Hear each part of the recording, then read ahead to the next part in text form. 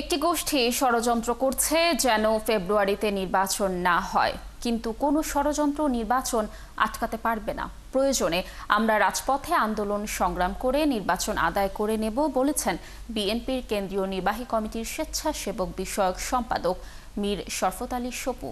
মুন্সিগঞ্জের শ্রীনগর উপজেলায় বুধবার সকালে বিএনপির ভারপ্রাপ্ত চেয়ারম্যান তারেক রহমানের বিরুদ্ধে অপপ্রচারের প্রতিবাদে জমজম টাওয়ার এলাকা থেকে বিক্ষোভ মিছিল নিয়ে প্রধান সড়কগুলো ঘুরে ছনবাড়ি আন্ডারপাস এলাকায় এসে সমাবেশ করেন।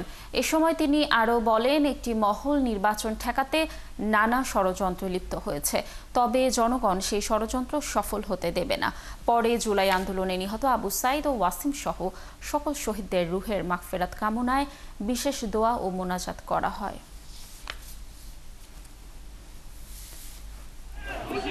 একটি গোষ্ঠী তারা নতুন করে ষড়যন্ত্র করছে বাংলাদেশে যাতে নির্বাচন ফেব্রুয়ারি মাসে না হয়, বাংলাদেশে নির্বাচন যাতে অনিশ্চিত হয়ে যায়, সেই জন্য তাদের এই ষড়যন্ত্র।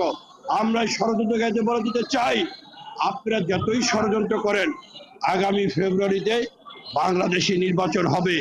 এর বাইরে আর কোন প্রয়োজন বোধে আমরা সেই নির্বাচন রাজপথে থেকে আমরা সেটা আদায় করে নিবই।